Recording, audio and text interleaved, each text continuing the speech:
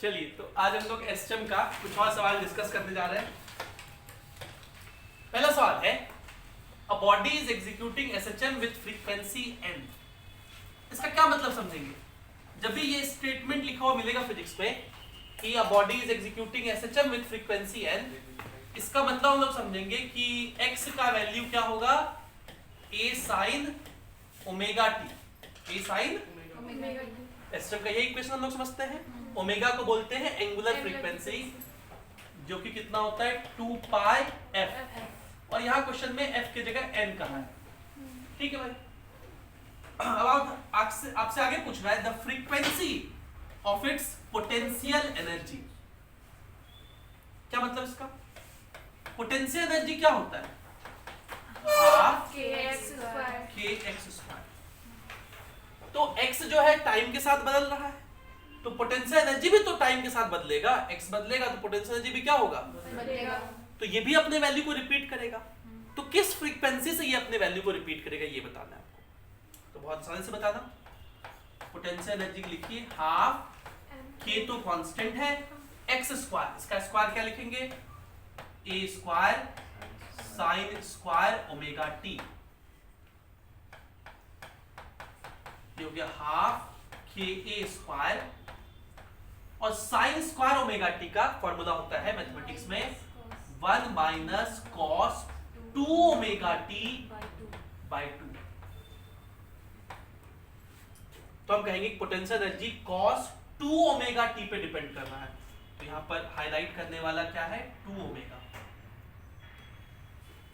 ठीक है, इसका मतलब पोटेंशियल एनर्जी का फ्रीक्वेंसी कितना होगा, 2 ओमेगा। मतलब अगर इसका फ्रीक्वेंसी एंगुलर फ्रीक्वेंसी ओमेगा है तो पोटेंशियल एनर्जी का एंगुलर फ्रीक्वेंसी कितना होता है, 2 ओमेगा होता है। सिमिलरली काइनेटिक एनर्जी का भी 2 ओमेगा होगा। काइनेटिक एनर्जी का भी। तो आगे से हम लोग को ये याद रखना है, ये कंक्लूजन जो हम लिख रहे हैं आगे से इसको याद रखना है। क्या कि the frequency of potential energy and kinetic energy is 2f, is 2f. the angular frequency of kinetic energy and potential energy is 2 omega, and the time period frequency का उल्टा होता है ना, is t by 2 in SHM। ध्यान रखिएगा potential energy भी दुगुना frequency से चेंज होता है, काइनेटिक एनर्जी भी दुगुना फ्रीक्वेंसी से चेंज होता है, लेकिन मैकेनिकल एनर्जी चेंज नहीं होता, वो कांस्टेंट रहता है। तो उसका कुछ फ्रीक्वेंसी नहीं बोलेंगे। तो आंसर क्या हो जाएगा, 2l। ये सवाल अभी रिसेंटली 2021 के नीट में पूछा गया। 2021 में एक सवाल और पूछा गया था, एक ही साल दो सवाल देखे एसएचएम से।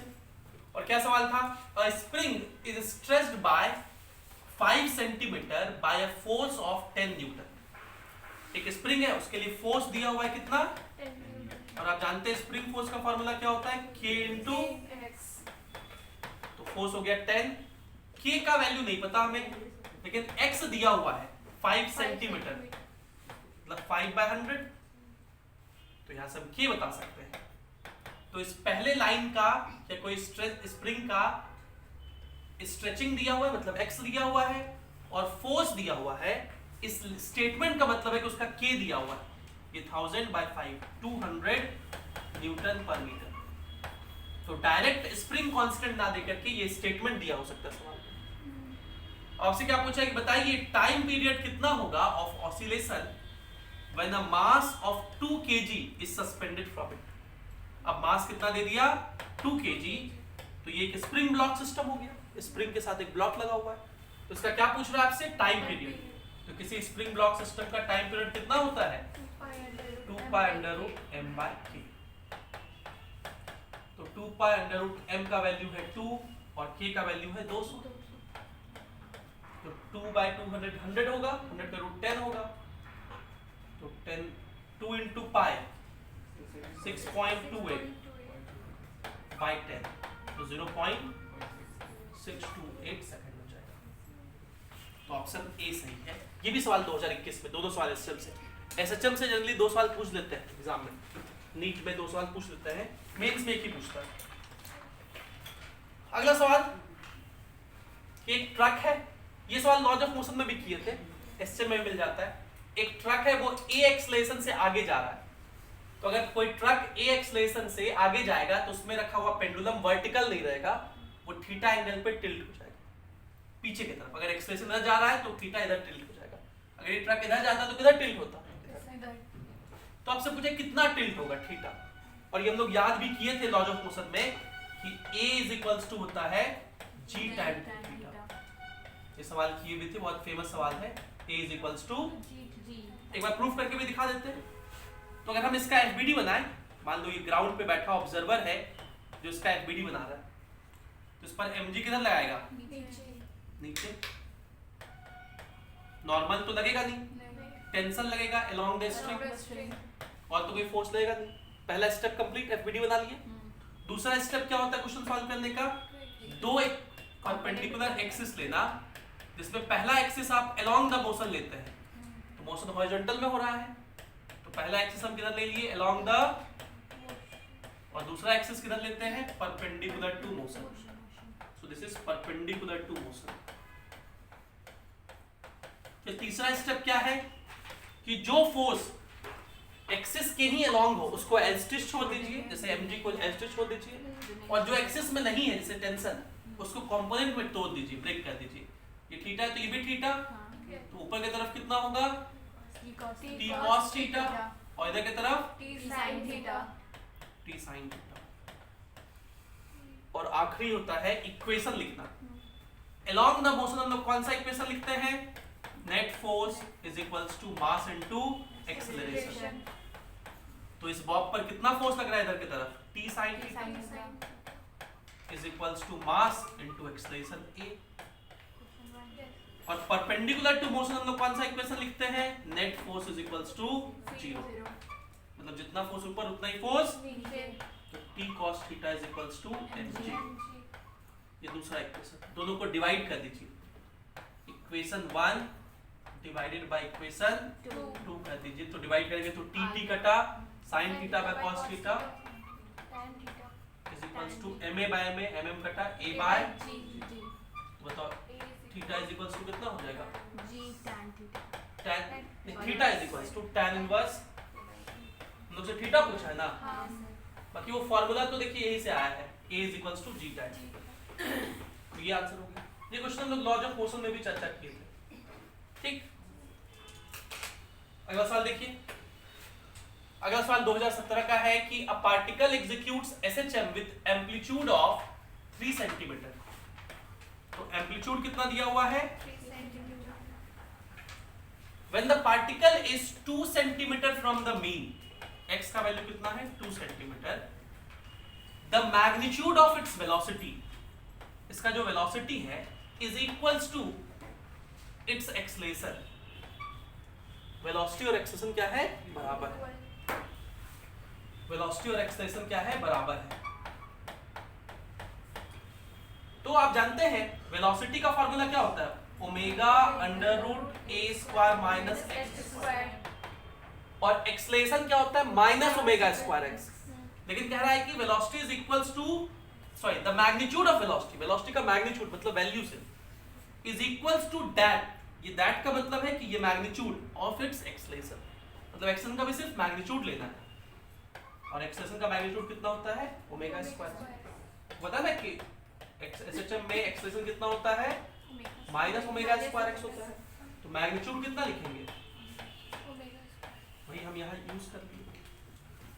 और आपसे पूछा बताइए टाइम पीरियड कितना होगा, तो पहले हम ओमेगा निकाल लेते हैं, तो टाइम पीरियड अपने आप निकल जाएगा।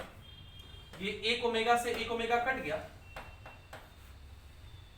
अंडर रूट एम्पलीट्यूड कितना दिया हुआ है 3 सेंटीमीटर, तो 3 का स्क्वायर 9, x स्क्वायर ये हो गया 4।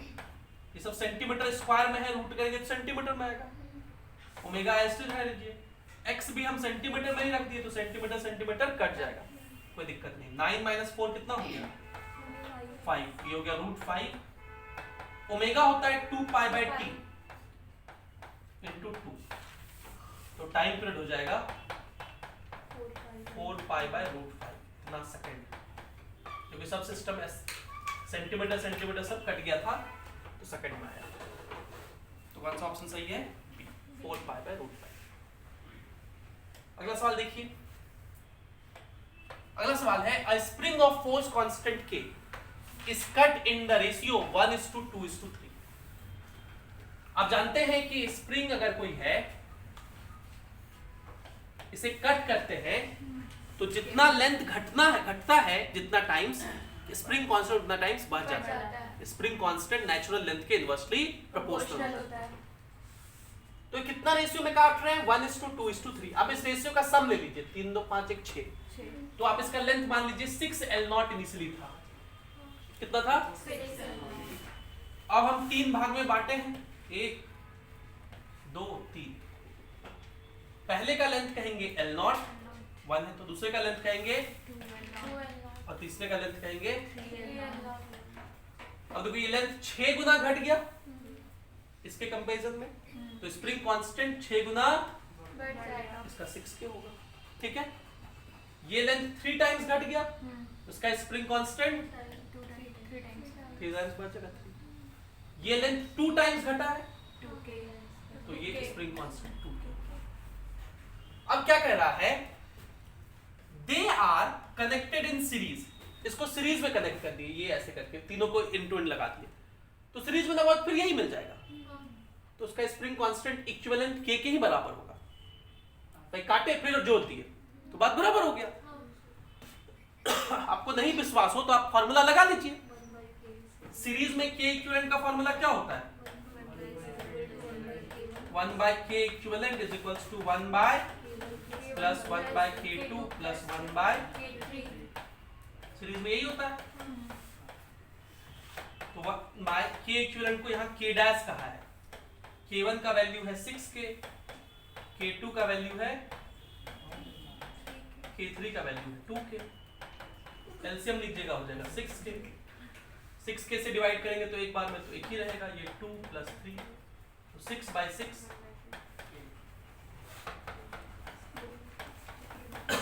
Therefore K dash is equals to कितना हो जाएगा? ठीक। अब हम क्या किए? Then they are connected in parallel। अब इन सबको पैरेलल में कनेक्ट कर दिए। पैरेलल में K इक्विवेलेंट क्या होता है? K1 plus K2 plus K3 add हो जाता है।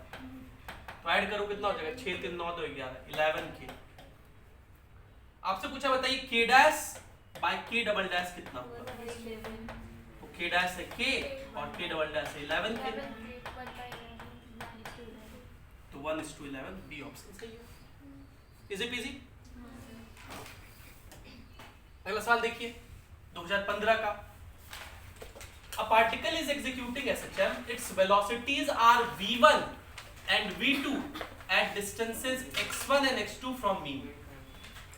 आप जानते हैं वेलोसिटी का फॉर्मूला क्या होता है? ओमेगा अंडर रूट ए स्क्वायर माइनस ओमेगा। ए तो कांस्टेंट होता है, अगर x अलग होगा तो वेलोसिटी बदल जाएगा। तो क्वेश्चन कह रहा है कि इसका वेलोसिटी v1 है जब x का वैल्यू x1 है, और इसका वेलोसिटी v2 है जब x का वैल्यू x2 है। ठीक है, ये दूसरा क्वेश्चन है। और आपसे क्या पूछा बताइए इसका टाइम पीरियड क्या होगा? इसका टाइम पीरियड आप बताइए। तो टाइम पीरियड मतलब ओमेगा होता है 2π/t, तो हमें ओमेगा नहीं हटाना है, हमें ए हटाना है। हमें क्या हटाना है? ए। तो हम क्या करें? ये ओमेगा को नीचे भेज दें इस इक्वेशन से। क्या ऐसा लिख सकते हैं? v1 बाय ओमेगा और स्क्वायर कर दें is equals to a square minus x1 square. इस तरह दूसरा इक्वेशन क्या लिखेंगे? v2 square by omega square is equals to, जरा माइनस कर दीजिए दोनों को। माइनस करोगे तो v1 square minus v2 square by omega square is equals to a square कटा, माइनस करेंगे तो ये प्लस हो जाएगा, ये होगा x2 स्क्वायर माइनस हम लोग को टाइम पीरियड चाहिए, तो एक काम करो, ओमेगा होता है 2 पाई बाय टी, ये ऊपर ही जाएगा ना, तो इसको इधर भेज दो। 1 by omega square is equals to हो गया x2 square minus x1 square bye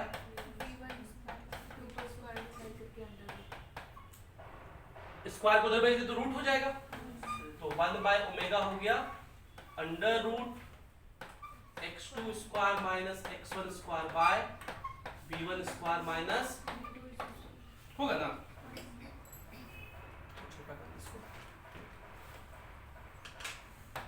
1 by omega, तो 1 बाय ओमेगा क्या होता है 2 पाई बाय टी, तो टी ऊपर चला गया, इज इक्वल्स टू यही term under root x2 square minus by v1 square minus ये 2 पाई उधर मल्टीप्लाई में चल जाएगा, तो ऐसा कोई ऑप्शन में है क्या, ए ऑप्शन, ठीक है। 2015 में शायद पेपर लीक हो गया था, बहुत कंट्रोवर्सी हुआ था, इसलिए फिर से रिपीट हुआ था एग्जाम, और क्या पूछा गया था सवाल, a particle is executing SHM along a straight line, its maximum acceleration, हम जानते हैं मैक्सिमम एक्सेलरेशन का क्या फार्मूला होता है SHM में, a ओमेगा स्क्वायर, इसका वैल्यू स्मॉल a दिया है, and maximum velocity is b, maximum velocity का क्या फार्मूला होता है a ओमेगा, वो b है, तो पूछा था बताइए इसका टाइम पीरियड कितना होगा, अगर आप दोनों को डिवाइड कर दें, दोनों इक्वेशन को इक्वेशन 1 डिवाइडेड बाय इक्वेशन 2 कर दो, तो a कटेगा, एक ओमेगा ओमेगा कटेगा, ओमेगा नहीं आ जाएगा a बाय b, और ओमेगा क्या होता है 2 पाई बाय, क्रॉस मल्टीप्लाई कर दो, तो 2 pi b by a is equals to क्या हो जाएगा, टाइम पीरियड कितना हो जाएगा 2 pi b by a, easy. आज का आखिरी सवाल 2010 का, the period of oscillation of a mass m suspended from a spring has time period t, मतलब एक स्प्रिंग है और उसके साथ एक ब्लॉक लगा हुआ है जिसका मास कितना है m, इस स्प्रिंग का कुछ स्प्रिंग कांस्टेंट होगा k, तो इस स्प्रिंग ब्लॉक सिस्टम का टाइम पीरियड हम लोग जानते हैं कितना होता है 2 pi under root m by k, ये पहला क्वेश्चन हुआ, ठीक है। अब कह रहा है if along with it another mass m is also suspended then what will be the time period, मतलब अब क्या किए हम लोग कि स्प्रिंग तो यही रहने दिए, लेकिन अब एक और मास लगा दिए m का, मतलब टोटल मास कितना हो गया, तो टाइम पीरियड वही रहेगा कि बदल जाएगा, टाइम पीरियड दो चीज पे डिपेंड करता है, मास और k पर, k तो सेम रहा लेकिन मास बदल गया, तो अब टाइम पीरियड क्या लिखेंगे 2 pi under root 2m by k, इसको इक्वेशन 2 कर लीजिए, और t इज इक्वल्स टू क्या है 2 pi under root m by k, equation 1 है, दोनों को डिवाइड कर दीजिए, तो t dash by t is equals to 2 pi कटा m k सब कटा रूट, तो t डैश कितना होगा, नया टाइम पीरियड आपसे पूछा है रूट 2 टाइम्स ऑफ t। ऐसा ही एक सवाल और पूछा गया था, और वो पूछा गया था 2003 में, क्या था सवाल वो,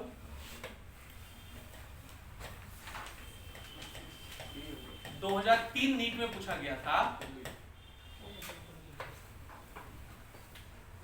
2003 नीट में ये पूछा गया था कि the time period of a mass suspended from A spring is t, एक स्प्रिंग ब्लॉक सिस्टम है, ये मास m है, ये स्प्रिंग k है, तो इसका टाइम पीरियड t है, जो कि आप जानते हैं कितना होगा 2 pi under root m by k। अब बोला कि ये जो स्प्रिंग है इसको हम कट कर दिए, cut into 4 parts, cut into 4 parts, अगर स्प्रिंग को 4 पार्ट में कट कर दोगे तो जो एक पार्ट होगा उसका लेंथ कितना हो जाएगा L0 बाय 4, और इसका स्प्रिंग कांस्टेंट कितना हो जाएगा।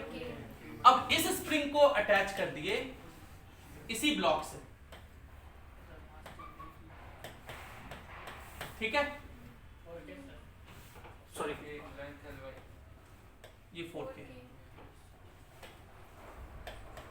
बताइए अब टाइम पीरियड t डैश कितना होगा, निकाल लेंगे फिर से, t dash is equals to 2 pi under root m by 4K, ठीक है, तो टी डैश लिखेंगे